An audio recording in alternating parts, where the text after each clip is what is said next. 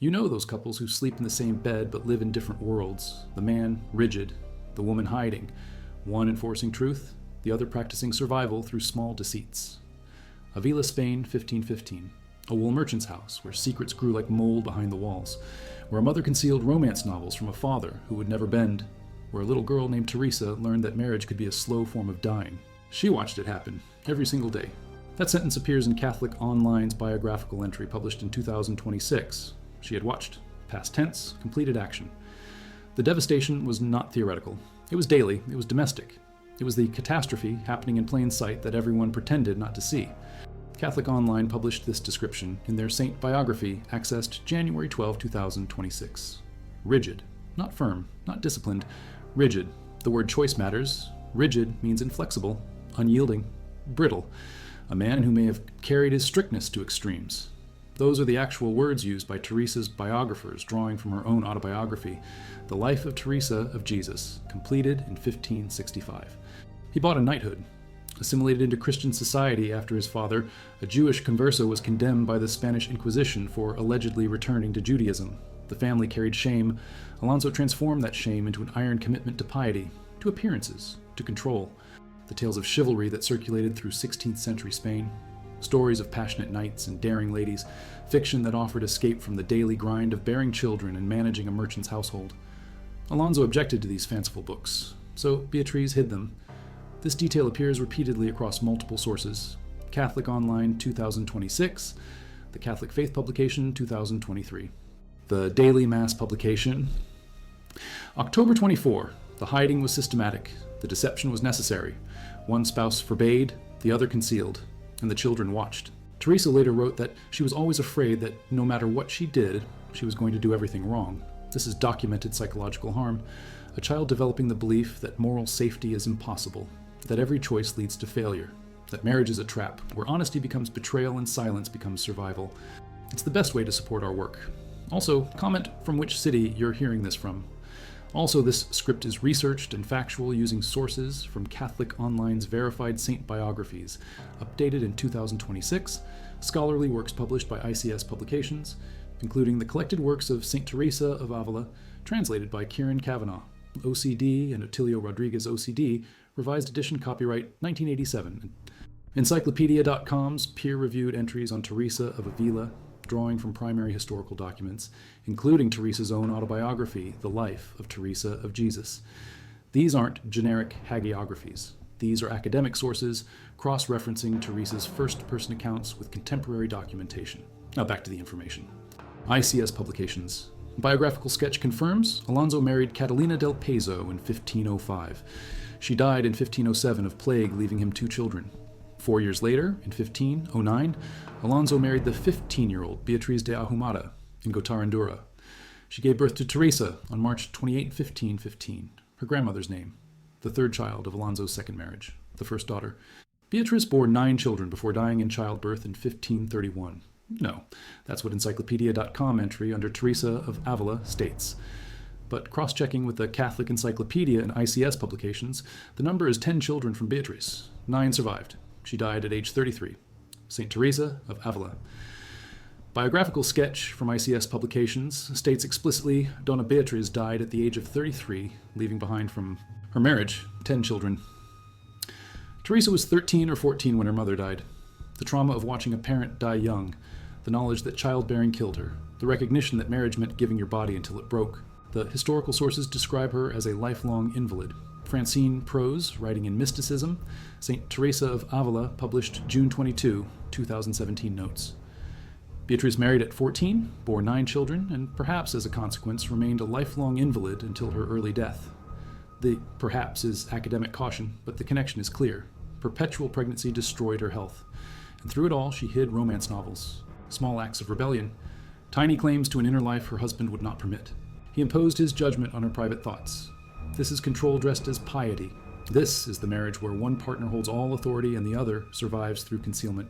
Beatriz chose survival through small deceptions. They were strangers, sharing a house, strangers raising children, strangers bound by vows that neither could escape. The incident is usually presented as charming evidence of childhood piety. But rate it another way. Two children so absorbed by stories of saints and suffering that they prefer execution by strangers to life in that household. The desperation had to come from somewhere. Flirting with her male cousins, cultivating friendships Alonso found inappropriate. She was testing boundaries, acting out, becoming difficult. All the sources use that word, difficult. As a teenager, she cared only about boys' clothes, flirting, and rebelling. Catholic Online 2026. When she was 16, her father decided she was out of control and sent her to a convent, not for religious formation, for control, to impose restraint, relief from the constant surveillance of a rigid parent. She started considering religious life, not because she felt called, but because it seemed safer than the alternative. Observed that her mother suffered under a difficult marriage. Christmas Night, Inc., June 16, 2025. Despite her parents' often rocky relationship, she resisted the idea of religious life. TheModernSaints.com. The phrase rocky relationship appears in the historical record. The devastation was observable, measurable. A young woman looking at marriage and seeing her mother's destroyed body, her mother's hidden books, her mother's exhausted submission, and deciding that even the restricted life of a nun was preferable to that slow death. Catholic Encyclopedia entry on Saint Teresa of Jesus. Marriage was dangerous. She had the evidence. Her mother's corpse proved it. Still offered more autonomy than life as Alonso's daughter, or any man's wife. This is in her own writings, The Life of Teresa of Jesus, and confirmed across all scholarly sources. Her body broke just as her mother's had broken. Different cause, same result. The terror must have been visceral.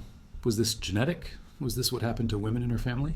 Did marriage just speed up the inevitable? Catholic Online. But she feared her worldly conversations with relatives who visited the convent rendered her unworthy. She discontinued the practice for years. The pattern held. External voices telling her she was wrong, internal voices agreeing.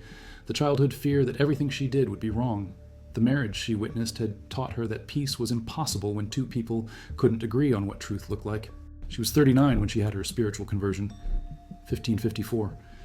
She encountered a statue of Christ, wounded and suffering, the ex homo at the Incarnation Convent. The sight broke something in her. She wrote about throwing herself at his feet, vowing not to rise until she received grace to change. This was 25 years after her mother's death. A quarter century of carrying the image of that devastation. The unlived life, the concealed desires, the body destroyed by duty. Being told to mock what feels like the most intimate encounter of your life. This was the pattern she knew. The authority figure forbids. The person experiencing something real has to hide it, just like her mother hiding romance novels. She used marriage as the central metaphor. Spiritual betrothal, spiritual marriage. The seventh mansion, where the soul and God become one like two wax candles melted together. Union may be symbolized by two wax candles, the tips of which touch each other so closely that there is but one light. Interior Castle, Seventh Mansions. Chapter 2. This is documented in The Interior Castle by Saint Teresa of Avila, published by Christian Classics Ethereal. Library. Human marriage and spiritual union were not just different, they were opposite. One was entrapment, one was freedom. She had watched her mother's marriage. She chose God instead. Officials brought lawsuits. The convent had no endowment. How would these women survive? Why should the city pay for their upkeep? The opposition was fierce, but Teresa held firm. She wrote a constitution, limited the nuns initially to 13, later to 21, prescribed 3 disciplines of ceremonial flagellation per week, required discalciation, going without shoes, the barefoot Carmelites, discalced. She founded 17 convents across Spain over the next 20 years, traveled thousands of miles, negotiated with bishops and city councils, wrote books on prayer, trained her nuns not through harsh discipline but through love and common sense. The Life of Teresa, The Way of Perfection, The Interior Castle, The Book of Foundations. Her health was never good. She suffered constantly, but she built something that outlasted her. A space where women could choose God over husbands, where they could own nothing and therefore owe nothing, where authority flowed from devotion, not from wealth or male approval. Spaces where people could pursue union with God without the devastation of human marriage. But on June 22, 1580, the province of Discalced Carmelites was canonically established. She had won. He appeared in an imaginative vision, gave her his right hand, said, "Behold, this nail, it is a sign you will be my bride." The documentation is in her spiritual testimonies and referenced by multiple scholars, including the sacredtexts.com publication of Interior Castle. This was permanent, unbreakable. The marriage that could not be devastated because it was not built on human frailty. In a letter dated May 1581 to Don Alonso Velasquez, Bishop of Osma, she wrote about receiving assurance of coming to fruition of God. She compared it to receiving a splendid property by legal contract, the title deeds without immediate possession, but certain. Footnote 27516 in the Sacred Texts edition of Interior Castle. Human marriage offered no such certainty. Mothers died in childbirth, husbands controlled, wives hid. Spiritual marriage was different. It was union without domination, love without destruction. At last, my daughter, I have reached the house of death, a reference to her 7 mansions. She had completed the journey. The only kind of intimacy that didn't destroy her. We have a phrase for this now. Emotional divorce.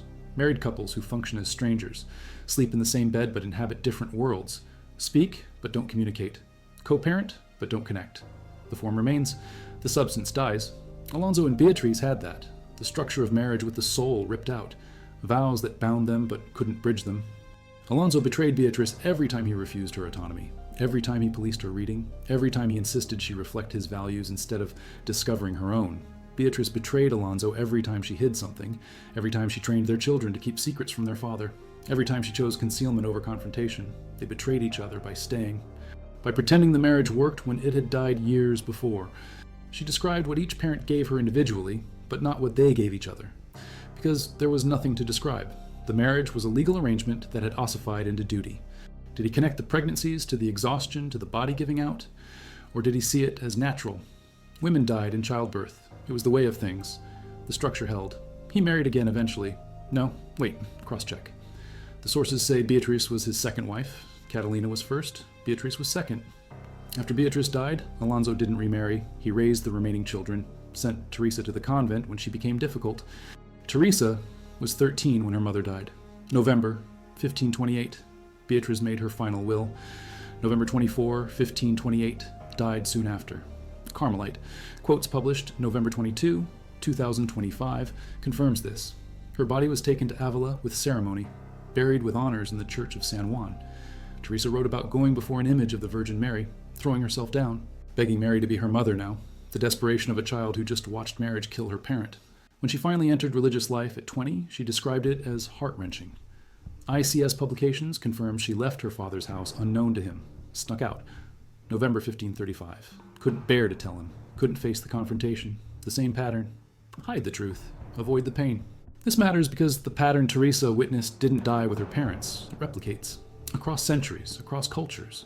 Spouses who become strangers. Partners who control instead of cherish. Marriages where silence keeps peace and honesty destroys it. Teresa saw it in 1515. We see it now. Then conflict does. Couples can fight and stay together, but couples who stop engaging, who live parallel lives, who treat home as a way station instead of a shared space, those marriages are already over. They just haven't signed papers. Alonso and Beatrice had that. The living death. The reformed Carmelite life offered what marriage in her world could not.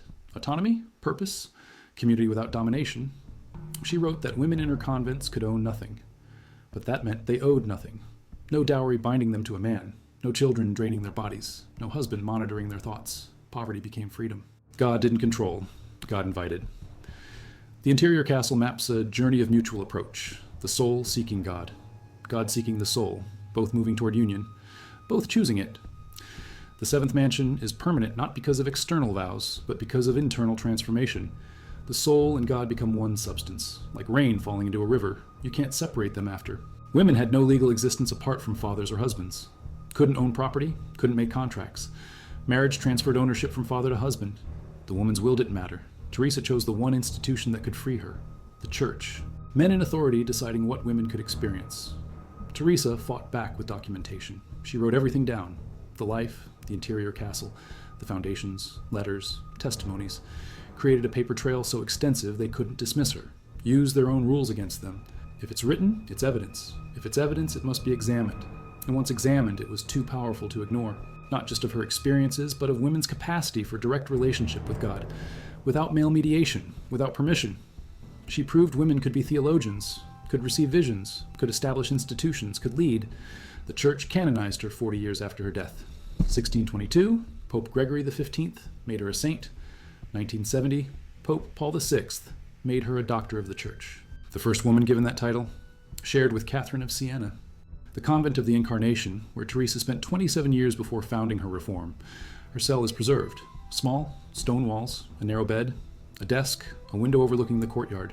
This is where she wrote The Life, where she had the visions that terrified and transformed her, where she decided to create something new. And in the courtyard below, there's a well. The sisters drew water there, for drinking, for washing. for irrigating the garden. This is prayer of union. Fourth water from rain falling directly from heaven. No human effort at all. Pure gift. This is spiritual marriage.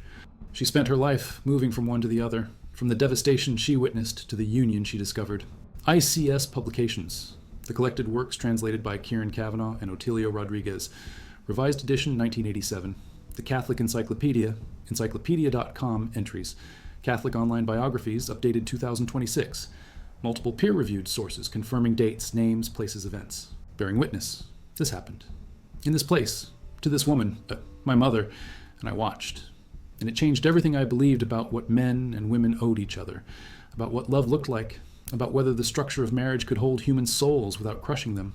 Hundreds of women choosing God over husbands, choosing poverty over property, choosing community over family, choosing prayer over childbearing. It was revolutionary, wrapped in piety, sanctioned by the church, but revolutionary nonetheless.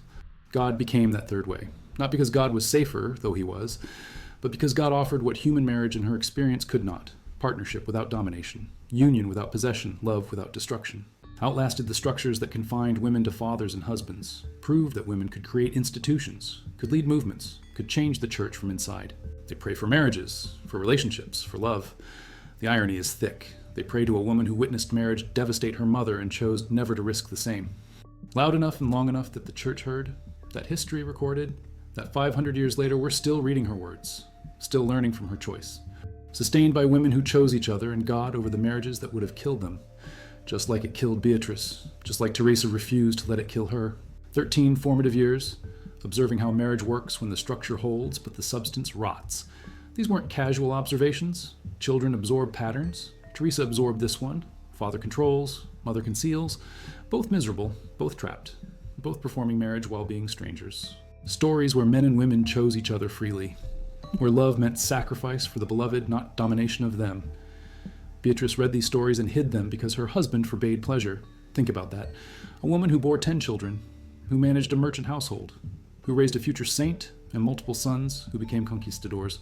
This woman couldn't read fiction without concealing it. That's not marriage. That's imprisonment with legal paperwork.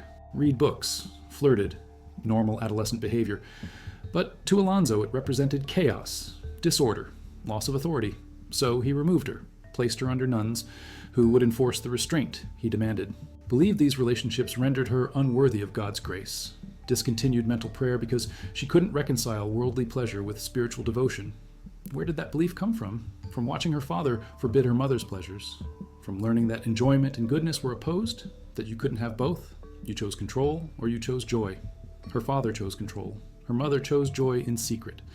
Teresa spent decades trying to reconcile the split. Beatrice is from childbearing. Teresa's from psychological stress. The body keeps score. Trauma manifests physically. Teresa carried her mother's pain in her own flesh. Had practiced prayer. What changed? Maybe nothing external. Maybe the internal pressure just reached critical mass. Maybe she finally looked at her life and saw that she had replicated her mother's pattern. Hiding, pleasing, performing, living a double life, presenting one face to authority while maintaining secret inner pleasures. The frivolous friendships, the social visits, the worldly conversations, all concealed from her spiritual directors, just like Beatrice concealed romance novels from Alonso. She was stuffed into it. The walls bore down, strangled, suffocating. She felt fire in her soul, anguish of spirit, the soul tearing itself to pieces. The experience lasted moments, but she wrote that even if she lived for many years, she would never forget it. If I continue as I am, this is where I end. So she changed. Founded St. Joseph's Convent. Established strict enclosure, returned to primitive rule, created a space where women could pursue God without the distractions that had nearly destroyed her, without the visitors, without the worldly concerns, without the double life. Confinement, being shut in that hollow place in the wall, unable to move, suffocated by walls bearing down. This is psychological. This is what Teresa felt in her parents' house, confined by their marriage, suffocated by Alonso's control and Beatrice's submission, trapped in a structure she couldn't escape. The hell she saw was the hell she lived, made literal, made eternal, made inescapable. For hundreds of women over 20 years, every nun who joined her convents was a woman who chose God over a husband. Some had vocations, some had trauma, some had both. Teresa didn't judge. She accepted them, trained them, loved them, built communities where women protected each other instead of competing for male approval, where poverty meant freedom from dowries and inheritance fights, where the rule was strict but the relationships were tender. Structure with flexibility, rules that serve the people instead of people serving the rules. Threatened imprisonment. The phrase restless, disobedient gadabout appears in multiple historical sources, including Catholic Encyclopedia and EWTN. It was meant as insult, but it described exactly what Teresa was. Restless, because contemplation had ignited her.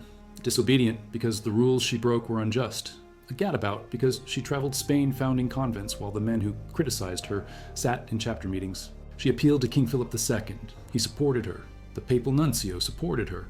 Powerful patrons backed her reform. She outlasted the opposition. On June 22, 1580, the Discalced Carmelites received canonical establishment. She was 65, had been fighting for 18 years, won.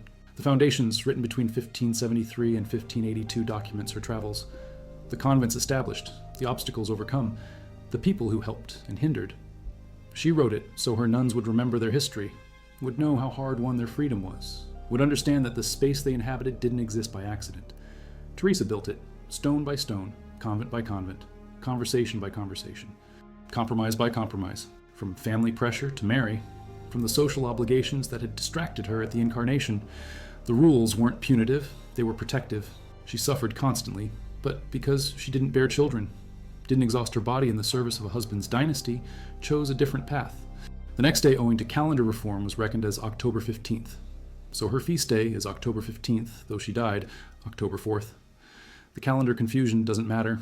What matters is that she died free, in a convent she founded, surrounded by women she loved, not in childbed, not serving a husband, not hiding romance novels from a rigid patriarch. When they opened the coffin, years later, they found her incorrupt.